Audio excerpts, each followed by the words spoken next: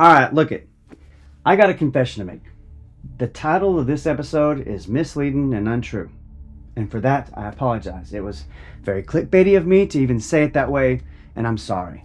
Because you see, aliens did not abduct this man. That's ridiculous. That didn't happen. This dude went willingly. Granger Taylor was a 32-year-old mechanical genius who, on one seemingly average day, tells his family that he's going to go meet up with some aliens for a trip around the old universe. And sure enough, he vanishes without a trace. This is the totally willing alien absconsion of Granger Taylor. Let's get weird.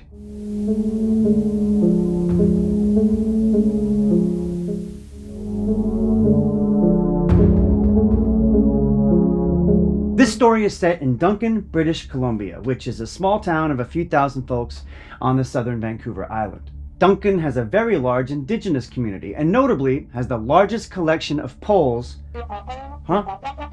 Totem poles. Totem poles.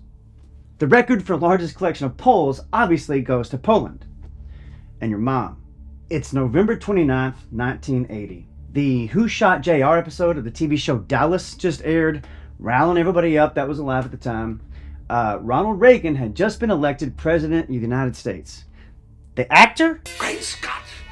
And Voyager 1 had just taken one of my personally favorite photos ever taken. Ever. This is the famous pale blue dot photo, which is not only the first high-res photo of Saturn, but it's the first time we Earthlings saw our own gigantic, massive home planet as a speck of dust suspended in a moonbeam, as Carl Sagan so awesomely put it. And perhaps not uncoincidentally, on this exact date, old Granger Taylor spent his last day on that speck of dust. That morning, like I said in the intro, dude did not obfuscate. He straight up told his family that he was going to go on a trip around the universe.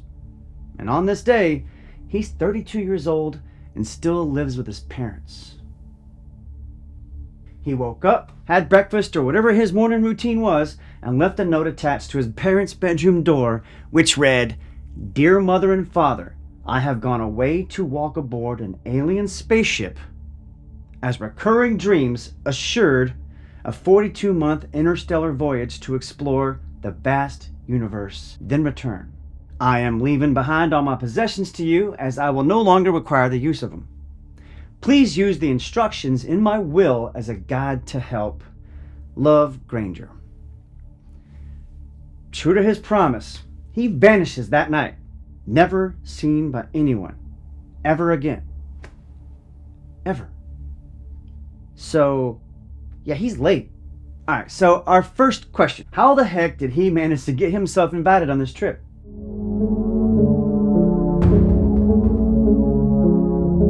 Granger Taylor, which is a pretty sick name, let's be honest, was born on October 7th, 1948.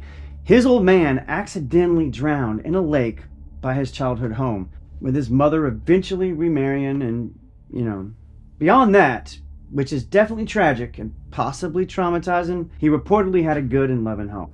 He grew up to be a big old boy, as my father would say, or as my mother would have politely said, he was stocky. He loved wrestling with his friends and throwing them around like rag dolls. However, he was also described as a gentle giant with a quiet and introverted personality. Some folks went as far as calling him eccentric, which, could just be 80s speak for halfway interesting, or it could also be 80s speak for touch of the tism.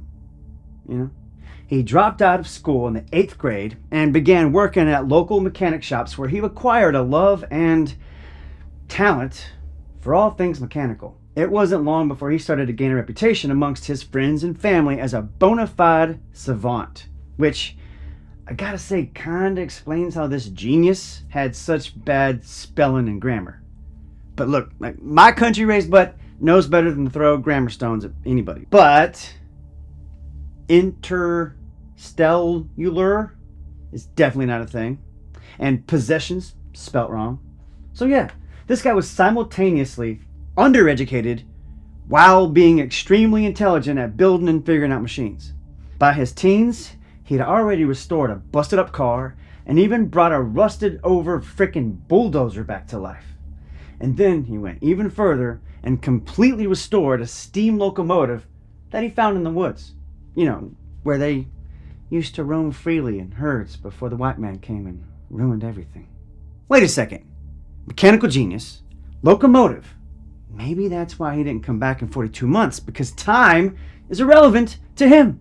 Great Scott. I know, this is heavy.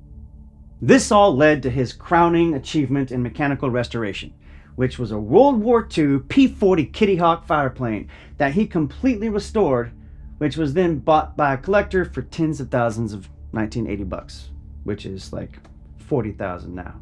In my book, he was a genius, is a quote by his friend named Keller, who was a collaborator on the Kitty Hawk. Keller also said that he and Granger enjoyed smoking weed together, and many times when doing so, the conversation would turn to space and aliens. So after the Kitty Hawk project was over, and presumably before the weed ran out, Granger decides for his next big project, he's going to build a frickin' spaceship. Not to fly or anything, that would be ridiculous, just to live in, you know, in the backyard. Like a spaceship treehouse, if you will. Which, let's all be honest, sounds frickin' awesome. And he does this. He ends up spending the better part of a year on this spaceship, welding together spare parts he'd find at the dump, specifically 2 gigantic satellite dishes, and not no lame-ass DirecTV dishes. No. In the 80s and 90s, folks, literally people had like 8-foot across huge-ass satellite dishes in front of their houses. Literally, folks' yards be looking like Arecibo back then. He outfitted his spaceship with a TV, a couch, and even a wood-burning stove. According to his friends, he was obsessed with finding out how flying saucers were powered. Spoiler alert, not wood-burning stoves. He would, unsurprisingly, spend hours sitting inside that ship and thinking and smoking the reefer. He even slept in it, which, I mean, I can't hate on the guy. Even at 32 years old, who wouldn't sleep in their sweet spaceship clubhouse? Which is what this thing really is. A genius engineer's Arrested Development treehouse. I had one as a kid. They are awesome. Hey, y'all remember that movie Explorers? Ethan Hawke and River Phoenix make a spaceship out of trash cans and shit? It's like that. Although that was made in 1985, so this dude was ahead of his time, I guess.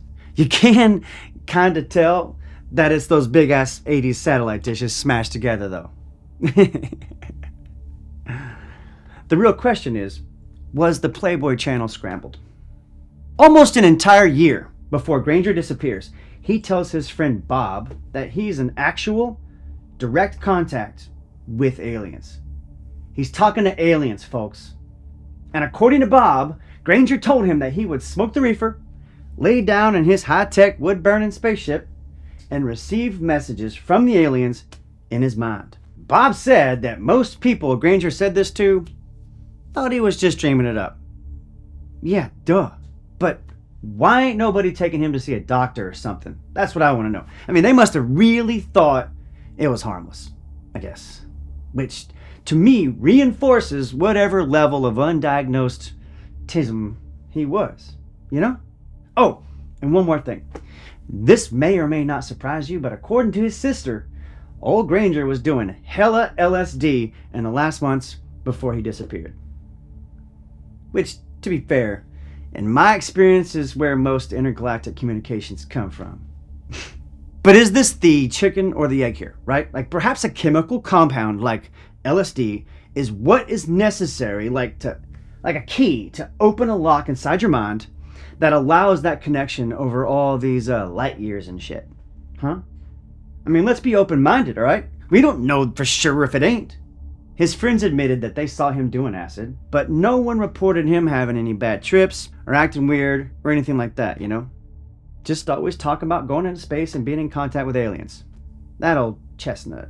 They would say he was super matter-of-fact about it. And some of his friends actually to this day think he was telling the truth and did exactly what he said he was gonna do.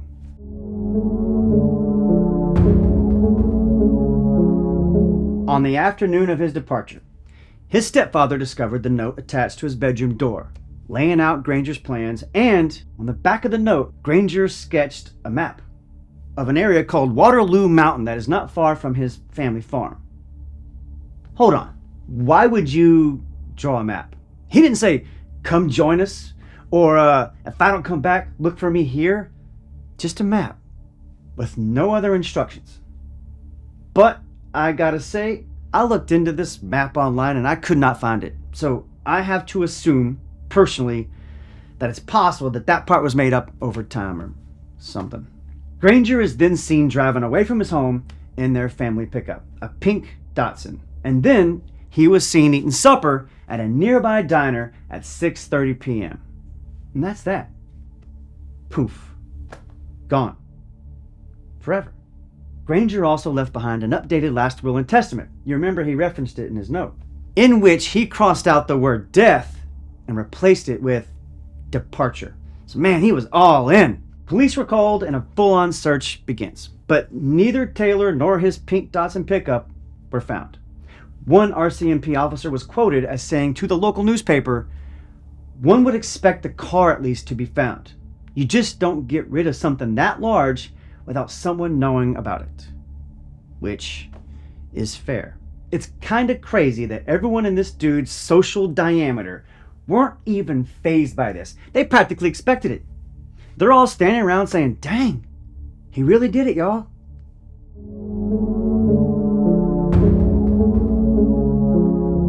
In March of 1986, 6 years after Granger departed, local forestry workers found a blast site near Mount Provost, which is not far from Taylor's parents' house. You know this must be some rural-ass place if it took 6 years to find a blast site near their frickin' house. What does blast site mean in this context, do you ask?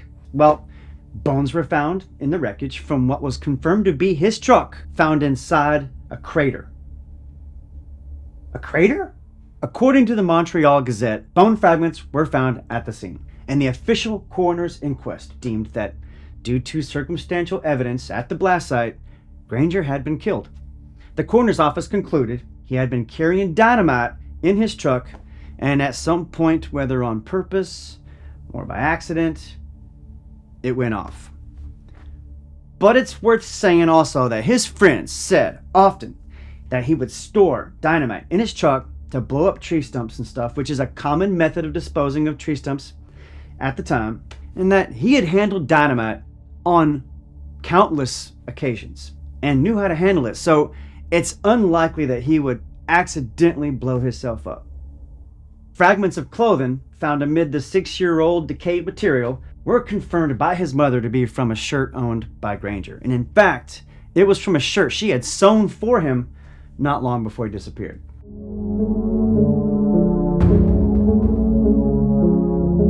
Here's another quote from his friend Bob. "Just before we built the spaceship, Taylor had said if he wanted to disappear, all he would have to do is grow a beard and move to another country, and no one would frickin' know where he was." End quote. So, is that what he did? Tossed his shirt and some animal bones in his truck, blew it to high heaven, and bounced? To this day, no one is absolutely certain what happened to Taylor. Rumors even circulated that his body was found hanging in a tree not far from the blast site, while others think that he started a new life in South America. And there are those who have resorted to conspiracies. Online UFO and blog sites such as Mysterious Universe have an abundance of theories. Aliens blew up Taylor's car to make it look like he killed himself. It was a one-way trip and he never was allowed to return to Earth. He used the dynamite to blast himself into space, my personal favorite. Or, because of his genius, he was recruited by a secret agency or society. Also, 42 months in interstellar travel? According to McConaughey, 42 months to him on their ship could be like 100,000 years to us. So it would make sense that he ain't coming back anytime soon. The truth is, no one is sure what actually happened to Taylor. What do we know? Granger was lonely, neurodivergent with a special interest in aliens and space travel, and heavily used psychedelics. But if the relativity of space and time actually does exist, maybe Taylor is on his way home, looking for the perfect place to park his spaceship. Thank you for watching. Stay weird.